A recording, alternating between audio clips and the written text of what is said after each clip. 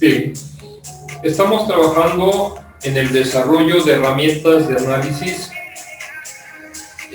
con las cuales nos apoyemos para poder llevar a cabo el análisis, cálculo de diferentes fenómenos y planteamientos en el contexto de las conducciones. En este caso estamos hablando específicamente sobre la cuestión de canales. Hemos visto que existen herramientas en el mercado que ya nos presentan una opción de cálculo, algunas de ellas con una aceptación o difusión muy extensa, como podría ser el caso de H-canales,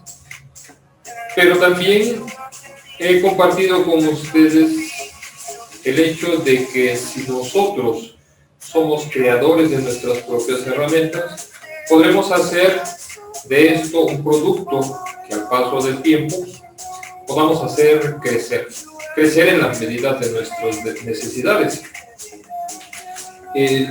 apoyo principal ha estado en el uso de las hojas de cálculo que son desarrolladas a través de Microsoft Excel. Quiero en este momento pedirles que tomen en consideración cuando estén desarrollando el análisis de los canales el hecho de que la condición ideal se logra cuando tenemos un coeficiente de rugosidad uniforme, pero no siempre va a ser así, principalmente cuando tengamos el caso de las secciones compuestas. Esas secciones, debido a las características que prevalecen en ellas, su gran mayoría son secciones que se conciben debido a la necesidad de una amplitud en la capacidad de conducción. Es el caso en el que una sección de un río, un cauce, requiere ser rectificada, consecuencia de que a través de ella, a lo largo del tiempo, se han presentado desbordamientos, inclusive una situación en donde la alteración constante de su geometría genera afectaciones. He dado también como ejemplo de este tipo de situación el evento suscitado en nuestro país, en las costas del Pacífico, al sureste, los estados de Chiapas, Oaxaca, Guerrero, que se encuentran expuestos a veces a fenómenos naturales como son los huracanes, y de esto el de la referencia que he marcado ha sido en el 2005 durante el Stan. El huracán Stan era un huracán categoría 1, que era de bajo riesgo. Sin embargo, su permanencia en nuestras costas generó que en las partes altas de la Sierra Madre de Chiapas, en este caso, consecuencia de la construcción de caminos de acceso, los taludes formados para generar precisamente estas vialidades, consecuencia de la saturación producto de la lluvia, generó desprendimientos, deslaves. Estos deslaves se incorporaron a los cuerpos de agua que circulaban en la zona alta, pequeños arroyos, riachuelos, en los que al sumarse estos finos aumentó la densidad y capacidad de arrastre del flujo, de manera que cuando se encontraban ya en la parte baja, zona de las planicies, donde hubo infinidad de afectación, no solamente a los centros poblacionales, sino también a las zonas de producción agrícola y ganadera. Consecuencia de esa situación, se llevó a cabo un análisis de las características de los cauces que se habían visto afectados y se pudo apreciar cómo la cantidad de sedimento, estos finos, así como también algunos boleos que debido a esa característica de ser un canto rodado, pierden las aristas y en consecuencia es muy difícil darle estabilidad. Todo ese material se planeó darle uso y aprovechamiento, de manera que con los finos, al momento de empezar a reconfigurar la sección del río, de los cauces, se tomó la decisión de formar con esos finos algunos bordos de protección marginal, precisamente en las inmediaciones de los centros urbanos. Estos finos, aún con el grado de compactación que se les procurara dar, no eran suficientes para mantener o garantizar su estabilidad. Por consecuencia, estrategia de protección fue colocarles tapetes flexibles de concreto. Por la economía, por la facilidad, la rapidez de esta técnica, que básicamente se trata de pequeños bloques de concreto unidos entre sí a través de cables de acero, por eso el nombre de tapetes flexibles de concreto, y las bermas, que no fueron más que la parte del terreno, algunos con pequeños mejoramientos o cuestiones de compactación revisadas de acuerdo con las recomendaciones de la mecánica del suelo, que en este caso una de las pruebas estándar es la prueba Proctor, ¿sí?, considerada al 90% para la compactación de un terreno que acepte, por ejemplo, el tránsito de maquinaria que tenía como propósito precisamente dragar y rectificar el cauce, y todos esos finos fueron conformando en los bordos. Estas bermas tuvieron entonces la necesidad de ser compactadas, algunas sin dejarles revestimiento, dependiendo del grado de dureza que se detectara.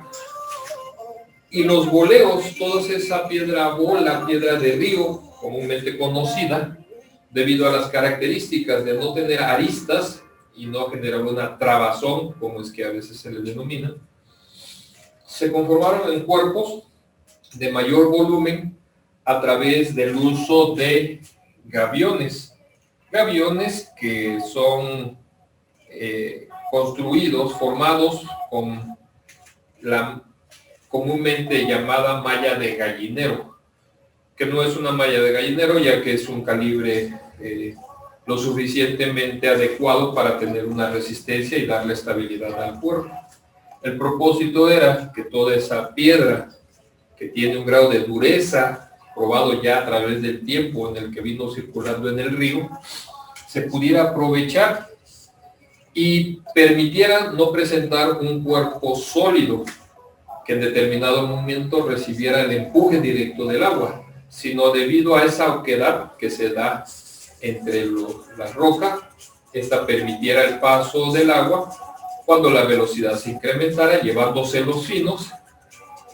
y en el tiempo en el que el caudal ya disminuyera y la velocidad por consecuencia también, se permitiera la sedimentación y pudiera retener los finos para reconstruir nuevamente esta geometría del canal. En fin, el escenario es compartir con ustedes que esta, que fue una solución práctica, nos permite llevar a cabo una consideración importante dentro del análisis hidráulico, que es precisamente el de trabajar con una N que sería compuesta, ¿sí? Es una N que se determina en función de diferentes características de revestimiento o acabado en una sección, por lo regular que diríamos es denominada como compuesta.